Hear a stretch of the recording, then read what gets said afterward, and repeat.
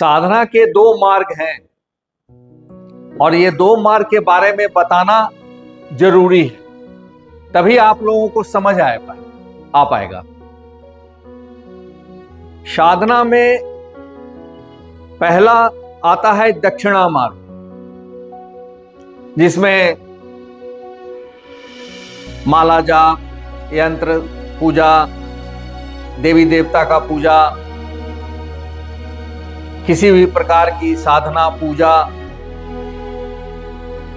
10 महाविद्या, जितने भी पूजा है वो इसमें आता है। दूसरा आता है वाम मार्ग। वाम मार्ग में टोटल शमशान की साधनाएं होती है, जिसमें आप लोग सुने भी होंगे अघोरी, औघड़, भैरवनाथ, अघोर रूपी साधनाएं। जो साधनाएं, कुछ ऐसी साधनाएं हैं जो दक्षिण मार्ग और वाम मार्ग मिलाकर के साधनाएं शमशान में की जाती है। हमारे रामकृष्ण परमहंस भी साधना किए थे मशान में, हमारे स्वामी विवेकानंद भी शमशान में साधना की थी। प्रश्न यह उठता है कि आपका विचार, आपका अंदर का चिंतन, आपका अंदर का मानव कल्याण के प्रति भावना अगर सही है तो आप चाहे दक्षिणा मार्ग से रहें चाहे वाम मार्ग से रहें, दोनों में स्वयं के लिए भी साधना की जा सकती है अपनी सफलता के लिए, और मानव कल्याण के लिए भी की जा सकती है। तो दोनों में मिला के जो साधनाएं की जाती है वो साधना एक अलग साधना हो जाती है। जैसे मान लिया, ऐसा बगलामुखी का मैं नाम ले रहा हूं इसलिए कि करीब करीब अच्छे खासे लोग जानते हैं कि बगलामुखी क्या शक्ति होती है। तो वो साधना दक्षिण मार्ग में भी की जा सकती है बैठ करके, और वो साधना शमशान साधना भी बैठ के की जा सकती है। प्रश्न ये उठता है कि जनमानस के लिए अलग साधनाएं हैं, जिससे कि जनमानस का कल्याण हो, विश्व का कल्याण हो,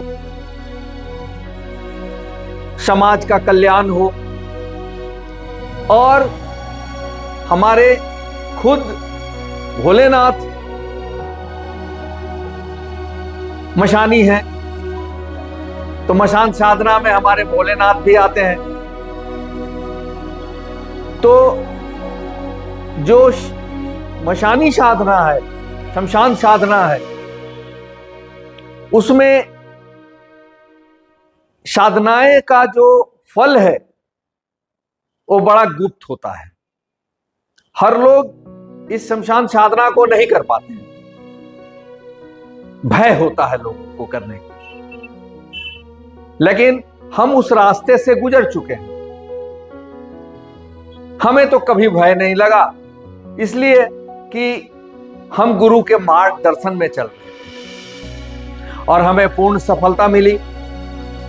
उसका प्रमाण है कि हम अपने शिष्यों को, भक्तों को काफी सिखाया भी है, मार्गदर्शन भी किया है, और हमने यही कहा है कि देखो बेटा, जिस तरह शमशान के वासी भोलेनाथ हैं, उसी तरह अपने मन को कंट्रोल में रख करके अपने लिए या दूसरे के लिए, किसी के लिए भी साधना करो तो निर्लोभी बन के करो,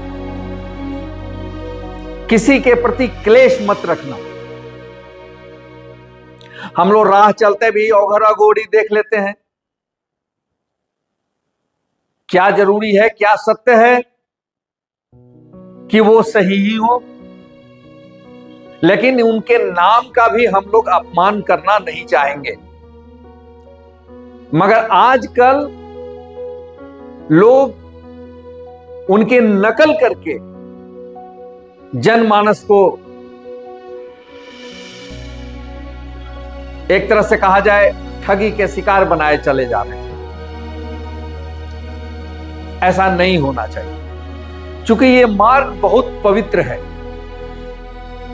खास करके साधना मार्ग ही पवित्र है, और साथ में जो स्वयं अपने को साध लेगा वही दोनों मार्ग को सफल कर पाएगा और सफलता प्राप्त कर पाएगा।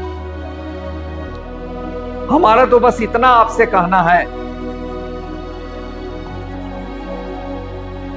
कि अपने जीवन में स्वयं को साध कर आप किसी भी मार्ग को पकड़कर चल सकते हैं। और सबसे बड़ा रहस्य की बात तो यह है कि गृहस्थ में रहते हुए भी आप साधना संपन्न कर सकते हैं।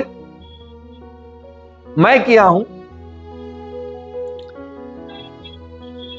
गृहस्थ में रह करके कोई व्यक्ति अगर गेरुआ वस्त्र पहन लिया, चोला पहन लिया और पहन करके चला गया जंगल, ये कोई मतलब नहीं है। चला गया हिमालय, कोई मतलब नहीं। लोग जाते हैं हिमालय, अच्छी बात है, जाना भी चाहिए। जिनको स्वयं को जागृत करके परमात्मा में लीन होना है वो जाएं, मगर जिनको गृहस्थ में रह करके गृहस्थ में सफलता प्राप्त करनी है, मान सम्मान, प्रतिष्ठा, यश, आध्यात्मिक उन्नति जो भी प्राप्त करना है वो साधना के माध्यम से प्राप्त कर सकते हैं। और आपके शमशान साधना में भी है कि आपकी कोई भी समस्या है, अगर मन पवित्र करके उस स्थान पे जाके आप सिर्फ वहां के धरती को स्पर्श करते हैं और ललाट पे लगाते हैं, वो भी एक साधना है। उससे आपको पूर्ण सफलता मिलती है। आपको याद होगा कि जब कोई जिनका देहांत होता है और साथ में 10 लोग जाते हैं, तो हम लोग ऐसा करते हैं कि जब जाते हैं वहां तो जिनका कार्य है उनका कार्य होता रहता है, लेकिन वहां से चलने के समय हम लोग वहां स्पर्श करते हैं, धरती को प्रणाम करते हैं और तब वहां से चलते हैं। तो ये साधना का इसी तरह से बहुत प्रक्रिया है। तो आम इंसान करते तो हैं, लेकिन उन्हें पता नहीं है। उन्हें पता नहीं है कि साधना क्या चीज है और साधना में क्या सफलता मिल सकती है। मैं तो आप लोगों को कहूंगा कि हमारे अंदर जो है, मैं चाहता हूं कि पूरे विश्व में बिखेर दूं, हमारे साथ न चला जाए। इसलिए बहुत हृदय से हमारे अंदर की जो शक्तियां हैं, हमारे अंदर के जो ज्ञान है, हमारे अंदर की जो सिद्धियां हैं, वही बोल रहा है आपके सामने। मैं स्वयं में कुछ नहीं हूं,